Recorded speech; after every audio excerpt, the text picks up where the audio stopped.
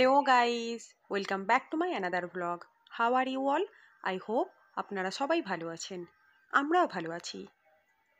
Video দেখে বুঝতেই পারছেন যে আজকে কোনো ঘরের কাজকর্ম নিয়ে ভিডিও করিনি। আজকে একটু ঘুরতে বেরিয়েছি। আর আজকে আমি আমার হাজব্যান্ড আর আমার মেয়ের সঙ্গে যে বেরোই, তো আজকে সেই রকম বেরোনো নয়, আজকে মোটামুটি একটা ফুটবল টিমের সঙ্গে বেরিয়েছি। আর এই ফুটবল টিমটা হচ্ছে আমার ননদের ছেলেমেয়েরা, আমার বড় ননদ আর মেজ ননদের ছেলেমেয়েরা। আসলে এরা যখন স্কুলের ছুটিতে ওর মামা বাড়ি বেড়াতে আসে, তখনই মোটামুটি আমাদের একটা প্ল্যানিং থাকে যে একসঙ্গে আমরা বেরোবো। আসলে আমি আমার শ্বশুরবাড়িতে থাকি না, বাট আমার শ্বশুরবাড়িটা যেহেতু পাশে, আর তো এই নিয়ে এখন কথা বলে লাভ নেই। তো যাই হোক, কিন্তু এই বাচ্চাগুলো আমাকে ভীষণ ভালোবাসে। আসলে মামার এরা অনেক প্রিয়, যার জন্য মোটামুটি আমাকে ছেড়ে কোনো জায়গায় ওরা বেড়াতে যায় না। তো প্রথমেই আমরা ডিসাইড করলাম যে আমরা কোলাঘাটে বেড়াতে যাব। তো প্রথমে আমরা ভাবছিলাম যে শের পাঞ্জাব যাব, আর না হয় এক্সপ্রেসে যাব। বাট আমার হাজব্যান্ডের মতটা একটু চেঞ্জ। ও বলল আমিনিয়ায় যাবে। আর আমিনিয়ার নাম শুনলে আশা করি বুঝতেই পারছেন যে খাওয়া ছাড়ার অন্য কিছু নয়। তো আমরা রেস্টুরেন্টে চলে এসে সবাই নিজেদের মতোই মেনু অর্ডার করলাম। এখানে কিছু সংখ্যক মানুষ বিরিয়ানি খাবে, আর কিছু মানুষ আমি এবং আমার ননদের দুটো ছেলে আমরা বাটার নান আর চিকেনের আইটেম খাবো। আর এদিকে মাটন অ্যান্ড চিকেন দু রকম বিরিয়ানি অর্ডার করা হয়েছে। আর আমার ননদের ছেলেমেয়েরা, ছেলেমেয়েরা নয়, ননদের দুটো ছেলে, ওরা বাটার নান আর তার সঙ্গে চিকেন ভর্তা খাবে। আর চিকেন ভর্তাটা আমার কাছে খুব একটা পছন্দের নয়, যার জন্য আমি চিকেন বাটার মশলা অর্ডার করেছি। তো আমার মেয়ে বিরিয়ানিটা একাই খাচ্ছে। ওকে আমি বলছিলাম যে মা আমি তোমাকে খাইয়ে দিই, কিন্তু ও কোনো কথাই শোনেনি, মোটামুটি নিজেই খাবে। যার জন্যে যতটুকু না খেয়েছে তার থেকে বেশি ছড়িয়েছে। তো আমাদের খাওয়া দাওয়া হয়ে গেছে। এবার এখান থেকে আমরা শের পাঞ্জাবের দিকে রওনা দিচ্ছি। আসলে অনেকটাই ঘোরাঘুরি প্ল্যানিং ছিল, বাট রাতটা একটু বেশি হয়ে গিয়েছিল, যার জন্য ঘোরাটা একটু কম হয়েছে।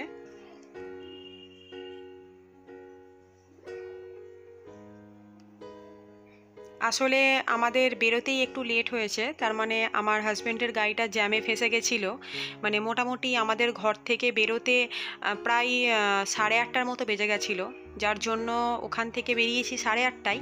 আর আমরা এখানে পৌঁছেছি প্রায় 9:30টার মতো বা 10টার কাছাকাছি, যার জন্য এখন প্রায় 11টার মতো বাজে।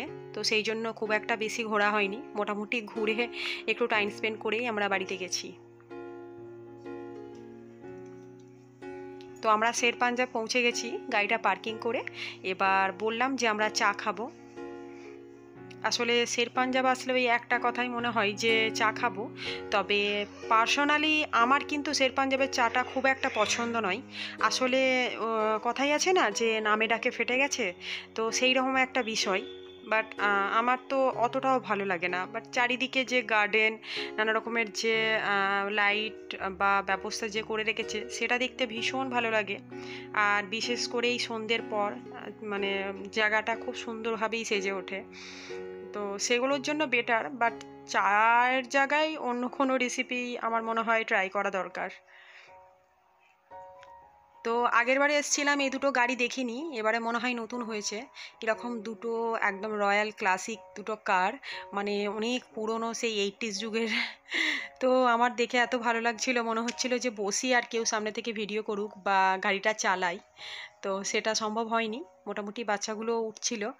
আর একটা সিকিউরিটি গার্ডও বলছিল যে খুব একটা বেশি ভেতরে ওঠা যাবে না। তো আমি বাইরে থেকে একটু ভিডিও করছিলাম।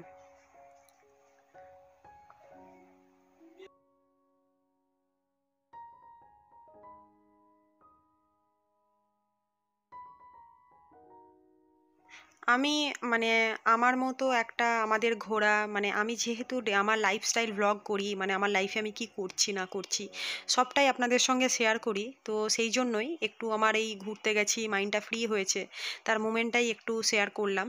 তো যদি আমার এই ভিডিওগুলো আপনাদের ভালো লেগে থাকে, তাহলে প্লিজ ভিডিওতে একটা লাইক করতে একদম ভুলবেন না। কারণ আমি আগেও বলেছি যে আপনাদের একটা লাইক আমার কাছে অনেক মূল্যবান।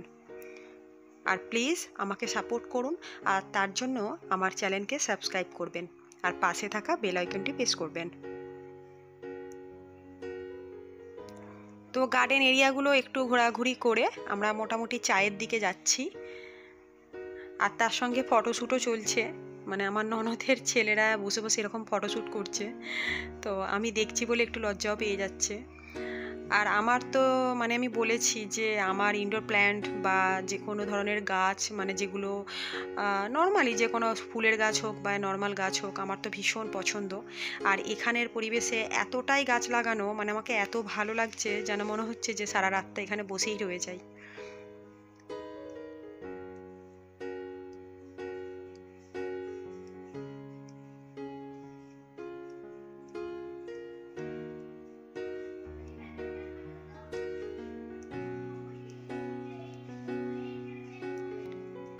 আমার মেয়ে মোটামুটি দোলনা দেখলেই সে মানে বসার সুযোগটা ছাড়ে না, মোটামুটি এসেই বসে যায়। তো ও দুলছে, আমাকেও বলছিল যে মা তুমিও একটু দুলো, কিন্তু দোলনাতে বসলে আমার যেন কেমন একটা হয়, সেই জন্য আমি কখনোই দোলনাতে বসি না। চারিদিকটা মানে এত সুন্দরভাবে সাজানো, আবার স্লো মিউজিক বাজছে, কোনো জায়গায় 90s-এর মিউজিক বাজছে, তারপর এরকম লাইটিং তো আছেই, আর তার সঙ্গে গাছ, সব মিলিয়ে জায়গাটা একটা অপূর্ব সুন্দর হয়েছে। আমরা শের পাঞ্জাবের হোটেলের সামনে চলে এসেছি এরকম ধাবাতে বসে চা খাবার জন্য। তো আমার হাজব্যান্ড চা অর্ডার করে দিয়েছে।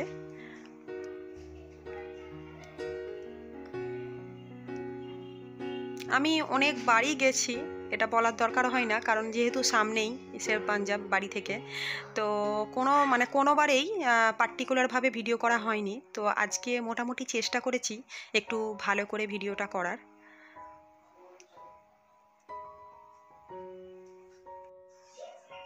চাটার টেস্টটা ভালো ছিল, বাট এতটা মিষ্টি দিয়েছে যেন জাস্ট গা গুলিয়ে যাচ্ছিল। তো চা খাওয়ার পর মোটামুটি আমি চা খেয়েছি, বাট আমার মেয়ে আইসক্রিম খাওয়ার জন্য বায়না। আর এখানে তুর্কিশ আইসক্রিমও তো আছে, কিন্তু সেটা একটু আগিয়ে, আর ওখানে টাইম নেই তাই আর যাইনি। তো এখানেই আইসক্রিম খেয়ে মোটামুটি বাড়ির দিকে রওনা দিয়ে দিয়েছি।